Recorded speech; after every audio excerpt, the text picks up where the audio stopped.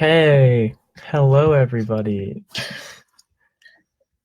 Wait, is it working? Yeah, it's all good. Let's wait a few minutes. A few minutes. Okay. I don't think anybody's here yet. Okay. So, should we introduce ourselves? Should we just start talking? I don't think anyone's gonna join. We have No, to crop that when we post it on YouTube. don't say that. All right. So this is the Indo-Pak relations lecture. It's the first of many Beyond Resolved lectures that we're going to be doing. I'm Azraf. Oh, I'm Kelly. Yeah. And yeah, this one's about India and Pakistan and their relations. So we might wait a little bit before starting.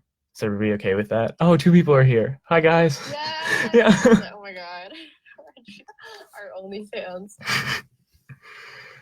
All right. Oh yeah, also if you have questions for the two of you who are watching, you can comment them in the live stream thingamajigger.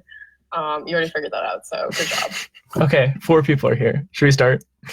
Okay, well, we might as well just start. All right, so starting off with part 1, which is history. All right. I don't know what that one is. Okay. Is this me? Yeah. Oh, this is me. Okay, so basically, India used to be a colony under the British. So they were known as the British Raj, and they were one landmass. After 1947, which was the end of World War II, Britain realized they were kind of overstretched in terms of the amount of territory they had to govern, and they realized they had to pull back. So they were basically just kind of we need to split this up somehow, because they realized that there were different ethnicities just kind of thrown together in one landmass. So basically they just sat down and randomly divided up India, India and Pakistan into 2 different countries, not with a ton of thought. But basically the idea behind it was that India would become a majority Hindu state and Pakistan would be the majority Muslim state, which is also true to today. But since the British didn't put a ton of thought into what partition would look like in the aftermath, it was a really messy process. So basically what happened was that people obviously wanted to go to their country that matched their ethnicity or their religion. So there's mass migration, which led to a lot of ethnic conflicts between different people, which killed over 1 million people and displaced around 15 million people in the whole process of partition. And since the Brits gave independence and also split the country at the same time, local governments weren't really ready either for independence or the new influx of people, or just the fact that they were now an independent country. So basically, partition was really messy, and the death toll is anywhere from 200,000 to 2 million people. We don't really know what it looks like. So basically, partition did not end up very well, and it sets up the context for today and why Indo-Pakistani relationships today are so bad. Yeah, and what was especially bad about partition was that the British government didn't expect people to move when partition happened, so they expected them all to stay in the same place, and obviously that didn't happen. So trains were not ready, all the infrastructure was not ready, people were riding on top of trains, and just people Muslims who were in what is now India and Hindus who were in what is now Pakistan basically just got slaughtered, and it was one of the most bloody periods in all of human history, just because people were just getting murdered out of nowhere because the local governments were not ready for this to happen. Okay. Oops. Oh. Then we're going to move on to part 2, which is basically post-partition. And relationships since partition have been rocky, because basically there are these 2 neighbors who were in this terrible, they were divided up. There are many wars, 47, 65, 71, and 99. And the war in 1947, which was fought over Kashmir, gave autonomy to the region and ended in Article 370 being ratified in 1950, which is really, really important. Basically granted Kashmir the ability to govern themselves. We'll get into more of that later. The war in 1971 led to the creation of Bangladesh, which was called East Pakistan before. But yeah, a whole third country. Pakistan was historically a Western ally because it was built to be more kind of with the West. But that changed in the after 9/11 and basically the response to the war on terror, and especially under Trump. Now, U.S. support is especially geared towards India, where it used to be more historically towards Pakistan. Yeah, and adding on to that, the power dynamic has really shifted, or like the international and geopolitical relations have really shifted between India and Pakistan because, like, all of the PFers who may or may not be watching this know that, like, CPEC, or the Chinese-Pakistani Economic Corridor, which is basically like the Belt and Road Initiative through Pakistan, has really basically improved relations between Pakistan and China, when historically the US and Pakistan were really close. So now we have kind of another situation of power struggle between the US and China in South Asia to establish dominance. Yeah. All right. So yeah, this is yours. Oh yeah. Okay. So now we're going to talk a little bit about Kashmir and what has happened since partition. So basically what happened was they had a ceasefire signed in 2003 over Kashmir, which was a Simla agreement. And basically, we all know that this ceasefire has not worked, given that tensions are always high over Kashmir, and there's a lot of skirmishes. So basically, the line of control, which is like the dotted line in between the green and the white, so the white sections, is the line of control. And historically, there's been a lot of skirmishes over that area. And that's because the line of control is actually not like a legally recognized boundary by international law. It's just like a provisional boundary that was like basically to be decided later. But obviously there has been no agreement over this. So Pakistan obviously lays their historical claim to Kashmir, but also India claims Kashmir as their own because Kashmir actually joined India after the 1947 partition. We'll get into that later. But basically just know that the line of control is where most of these skirmishes happen. Since partition, people thought that relations would get better. So back in 2014, when Modi was elected for the first time, he invited Prime Minister Sharif to his inauguration. So people were really hopeful that relations would kind of get better from then, but it didn't really do anything. Specifically in Kashmir, there was a uptick in violence back in 2016, and violence really escalated in 2018. And then in early February this year, there was I forget. I think Pakistan shot down an Indian jet. I forget. Yeah, it was Yeah. Yeah. Go ahead. It was basically there was a suicide bombing in Indian-controlled Kashmir, and then India was flying jets over Pakistani occupied Kashmir airspace. It's disputed where it was. They shot down a pilot. They returned the pilot. We'll get into that a little bit later too. Yeah. Alrighty. So another important thing is that Pakistan and India basically share water resources. It's called the 1960 Indus Water Treaty, and it's one of the best water sharing agreements. Basically, Pakistan receives water from the Indus River Valley and from the Indus Water Basin, but still basically because the water they're downstream from India, India still has power over Pakistani water supply because if they divert it off as they did in February, that means that Pakistan won't get any water. So it leads to a lot of tensions flaring and skirmishes on the border, and it contributes to Kashmir too. Pakistan technically gets 80% of the water and India gets 20% of the water. But it's still India has most of the power in this water sharing agreement. The water actually originates from from Chinese Tibet, but whatever, it doesn't matter.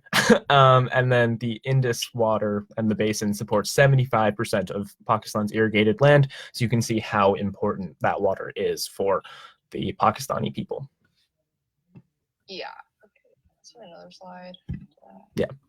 Oh yeah. Okay. So basically, the way in which water wars have become more important now is the way in which it influences the Kashmir conflict. So back in 2016, when the first kind of major flare-up of violence occurred, which was 18 Indian soldiers being killed by I don't think it was a Pakistani state-sponsored militant, but just a separatist group in Kashmir.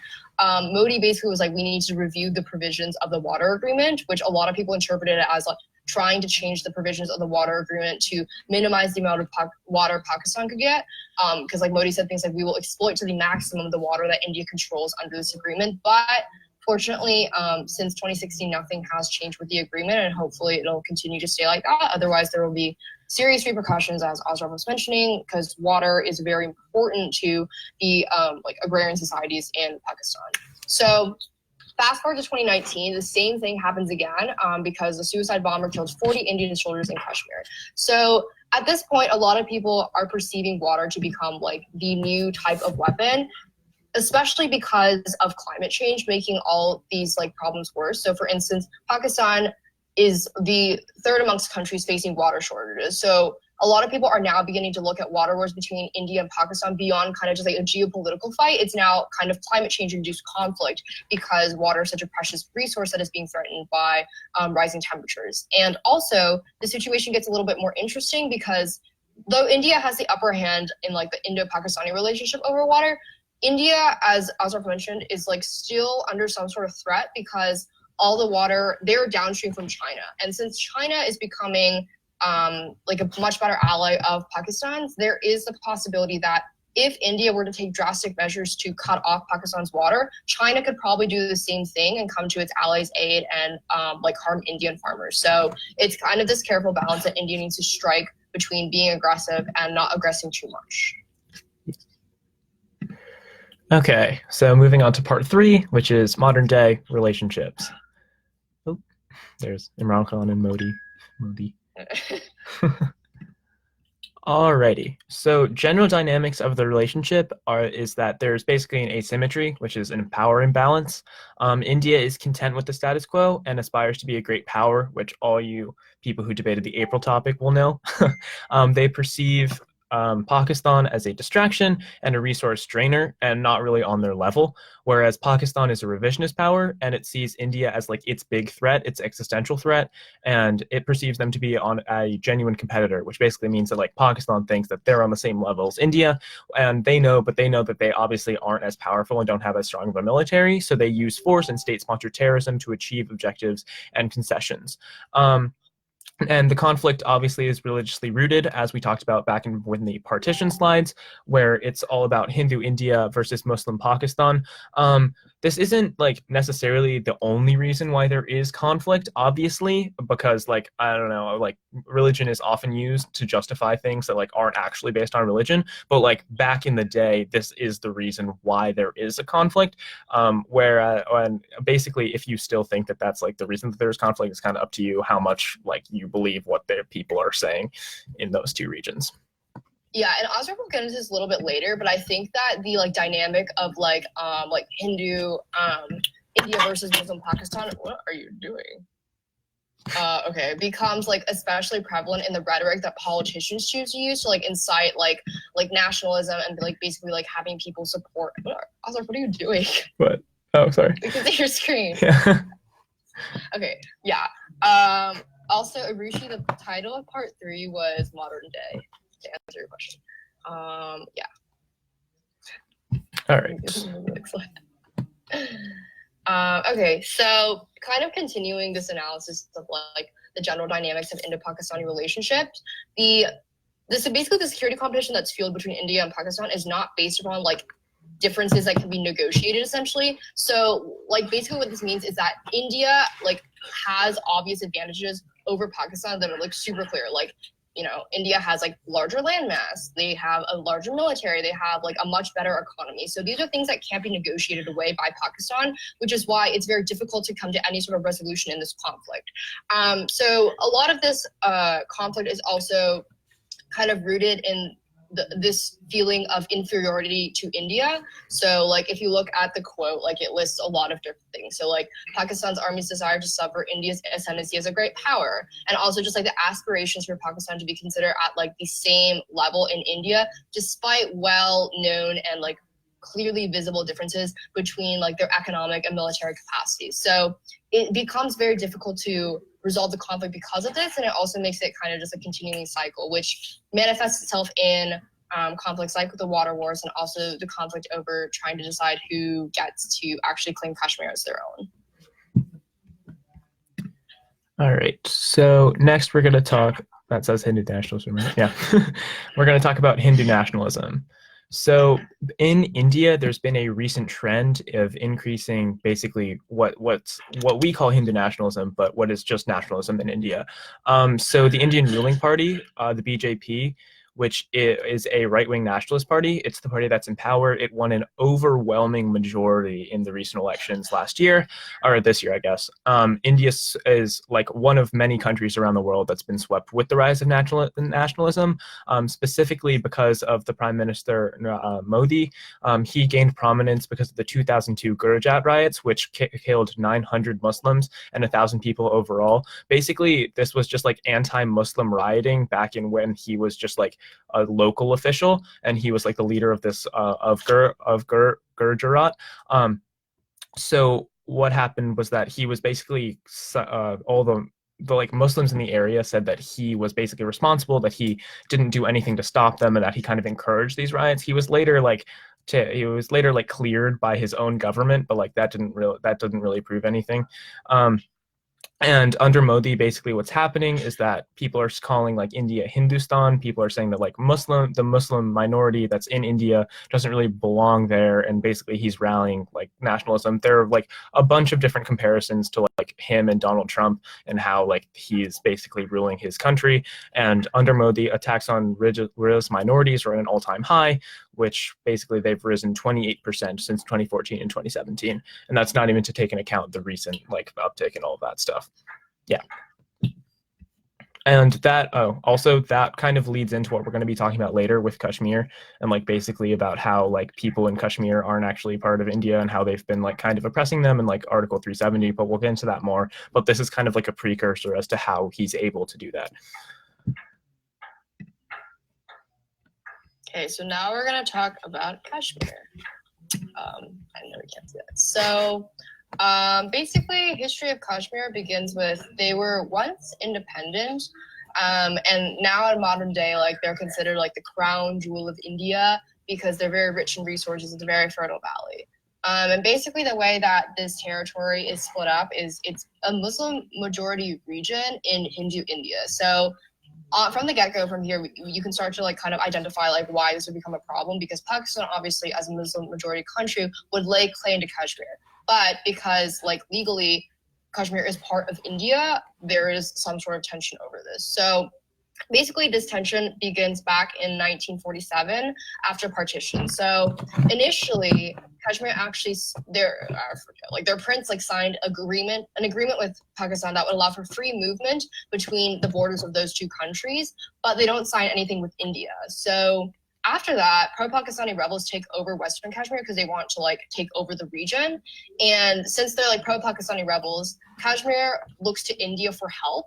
But India's like, we're not going to help you unless you join India in some capacity. So basically, the agreement was worked out was Kashmir joined India, but they were given special status under Article 37, which we'll get in, Article 370, which we'll get into a little bit later. But basically, it grants them more autonomy than like other regions in India. But that has been reversed since then. Yeah. So right now, our modern day Kashmiri conflict is that basically Pakistan lays claim to Kashmir because it's majority Muslim, and also India believes that it has a historical right, so it leads to a lot of skirmishes because of rebels and separatists. It's usually sparked by Pakistani separatists because people in Kashmir like are majority Muslim, so the majority of them probably identify as being more part of Pakistan than India, but also like Pakistan has less control over separatists from its own country, so like often you'll hear of like Pakistani-based like separatist organizations that are the ones that are like doing the actual killing. Like in February, like the JER was a Pakistani-based kind of separatist group.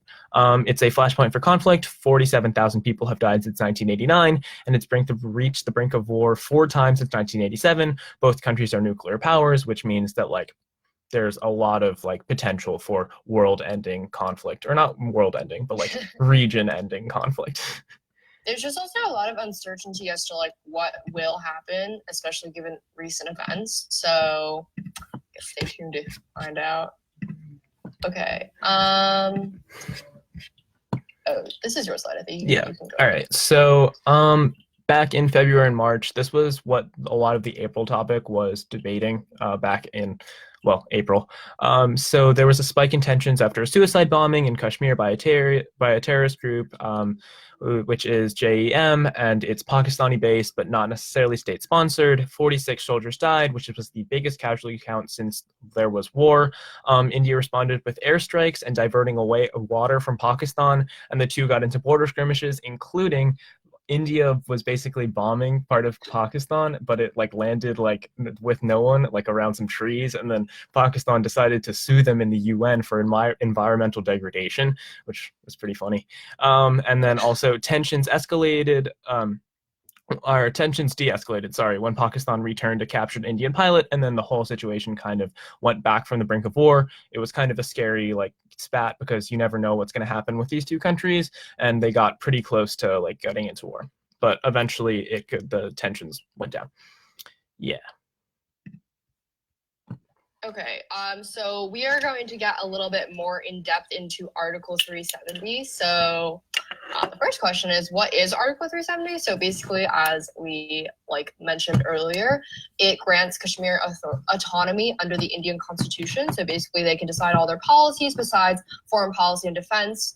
Kashmir, unlike other regions, well, I mean, it used to have its own constitution and it's also its own flags. And also, under this Article 370, only Kashmiris could purchase land. So basically, other Indian residents could not do that. And basically, what happened was India, really recently, I forget when exactly, revoked Article 370. I think it was August 5th or something like that. I don't remember. But this is kind of what we were talking about earlier in relation to Hindu nationalism. So it's been a very long-standing goal of the BJP, more specifically Modi's party, to actually basically, I guess the term is annex Kashmir or make it officially part of India as opposed to having special status. So basically, a lot of people are saying that this big power grab was in part fueled by the rise of Hindu nationalism or just nationalism in general in India, allowing for this to happen. So probably a decade ago, that wouldn't be seen as acceptable as it is now. And after 370 was revoked, the internet was cut off. So there was literally no communication coming in and out of Kashmir, which is also a large reason as to why there's not really information about what is happening in Kashmir right now, especially after 35,000 troops were moved into the region. It's just very uncertain as to what's going to happen next. And also communications were cut off, which is honestly not super new for them. It was the 51st time communication was cut off this year alone. So as you can see, Kashmir is goes through very turbulent times, and also, So basically, legally, what has happened definitionally with Kashmir status is that they've been changed a union territory, and what that means is that the union territory is administered directly by the central government, and other Indian states actually have their own form of local government, but now they're administered directly by the central government, which could have serious repercussions for Muslims in Kashmir because of the rise of Hindu nationalism within the populace in India, but also within the government. Yeah, and so what makes this a little bit I think a little bit more important than in past things is that basically since 1950, Article 370 is kind of the big thing that has kept Kashmir kind of okay with being kind of technically under Indian rule, and this kind of takes away their autonomy. I don't know if any of you kind of debated the Catalonia topic back in the day, but it's kind of similar to how Catalonia wanted their own fiscal autonomy and stuff like that because they saw themselves as a separate place. I think that's kind of a comparison as to what's happening in Kashmir, even though it's probably a little bit more important than Catalonia. Sorry, Catalonians. And also also because as Kelly was saying, communication was cut off. There isn't a lot of reports and journalism coming out of this region, so you won't see a lot about it, especially on American news stations, but even on international news stations, what's going on is very, very up in the air. People aren't really reporting on it. That's pretty bad. And also what we do know is that they're just a bunch of military checkpoints and just troops are everywhere. It's basically there are 35,000 troops in a place the size of Utah, which is kind of scary to think about. Okay, moving on. So part 4 is looking forwards. What's this? Yeah, basically just this. It's just the future, I think. Cool. There's only one section. I don't know why I did that. I can talk about this. So basically, also all of our articles are hyperlinked. So if you like click on the links, like they'll take you to whatever article we're citing. The article that I linked here is actually very interesting. It's super long, but if you're interested in Indo-Pakistani relationships, like in the slightest, it's super interesting, really good read. But anyways, brief summary of like what it says. So a lot of analysts and like international observers basically predict that the cycle of violence is likely to continue because of long-standing conflicts between the country, both religious, geopolitical, like territorial, all those things. So usually the way that it goes is that there's a period of peace and then there's like more exchanges, whether that just be like diplomats visiting different capitals or visiting the capitals, like big gestures and things like that. And there's like really small concessions that are made that are like pretty meaningless in the long term. But then there will be some sort of like attack on the border, which according to the article typically occurs by Pakistani separatists. And then that interrupts the diplomacy process. And then there's a bunch of military threats and there's a ton of escalation. And then eventually it seems to go back down into peace. So that's the cycle that's probably going to continue. And it doesn't seem like it's going to change anytime soon. And the reason why this cycle is so dangerous is because a lot of it gives reasons to both sides to not want to sit down and negotiate at the table. So for instance, like Pakistani separatists attacking Indian police officers in Kashmir obviously gives India not a reason to not like engage in diplomacy with Pakistan. But then when like India makes military threats or threats to like cut off water, that gives Pakistan a reason to not want to negotiate with India. So then the cycle keeps going and it doesn't really end. But a lot of people also say that progress is not necessarily about like having bilateral talks between the two countries. It's a lot about Pakistan kind of like changing its long-term foreign policy goals in relation to India. Because as we said earlier, like the power asymmetry clearly exists, and these are differences that can't be negotiated away. Like India's economic strength in relation to Pakistan, like India's military superiority. These are the things that like we can't negotiate away, so it becomes difficult to resolve that conflict. And also, since this is rooted very much in history, external mediation, like from the United States, and also like from just like third-party actors, probably won't succeed. Like, I think the article mentioned something about how U.S. mediation probably wouldn't be likely because it just kind of makes the U.S. and India more as aggressors and like ganging up in Pakistan, which doesn't make a very good environment to negotiate.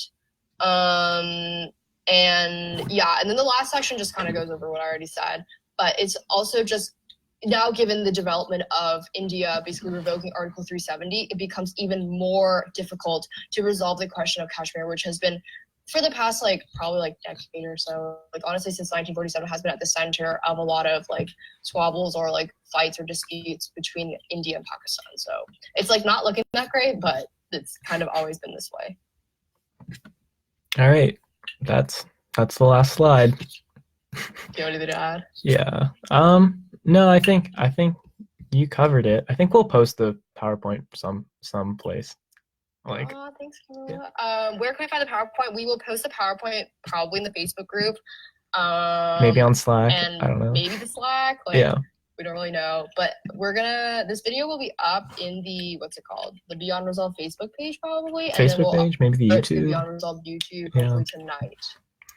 All right.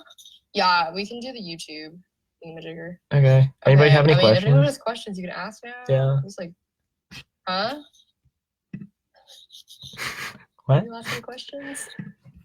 No. Oh, can you explain CPEC? Okay. All right. So you want to take that? Yeah, sure. So CPEC it's basically just the China-Pakistan Economic Corridor. It's a part of the BRI that is basically just going through Pakistan. It reestablishes the alliance between Pakistan and China, and it's just a bunch of infrastructure projects that like make sure that like Pakistan is like an ally of China, but also just help Pakistan develop its economy. Yeah. Yeah. So I know are you talking about like the argument that people were talking about is basically just like how India sees CPEC as an existential threat because it changes the power balance between like China it changes the power balance between India and Pakistan because then Pakistan has a huge ally in China. I'm not sure if that's like technically true necessarily, just because like I don't know. I feel like it probably needs to be established more. India still leagues ahead of Pakistan in like most things, like whatever what Kelly was saying, like land mass, economy, resources, allies other than China. I don't anything else about CPEC. That's basically it, I think. Okay. Sujin, I don't know if Sujin's being serious, but he says, "Can you explain the CPEC argument in relation to this topic?" Thomas says I shouldn't do it. Okay. Well, also, Jonathan Wen says that apparently CPEC is built in disputed territory. I don't really know. Let me look it up. There's something like Balochistan or something. I don't really know what that was about. I think Shrek ran that at TOC if you're interested. Oh, Balochistan? Okay. Rishi, did you have any, like, was it about the argument or about, like, CPEC itself? Because I don't know if you answered your question.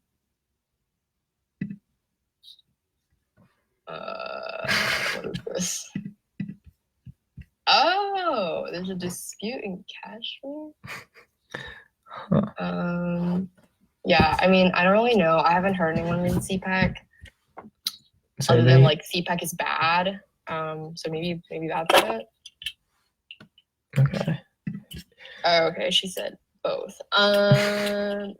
Yeah, CPEC projects have been, like, I think they were built prior to, like, the Belt and Road Initiative being announced as, like, a really big thing, but that's been a long-term project, and it doesn't seem to really bother India that much, to be very honest. Like, India, as we can tell, is doing just fine.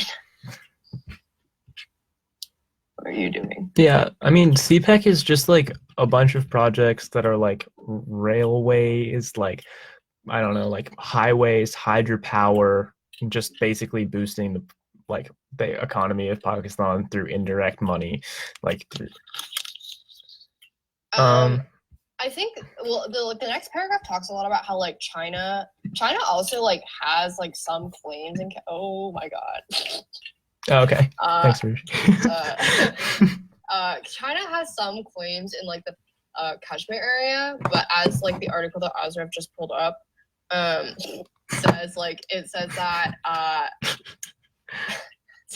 it says that, like, China is supporting Pakistan's view on the whole question of Kashmir, so maybe there's an argument to be made that if, like, CPEC is, like, completed or, like, expanded, then this becomes more of a threat to what's it called, to India's claims over Kashmir. But I don't know, India just, like, took over Kashmir, like, a week ago, so I'm not really sure what will change about that.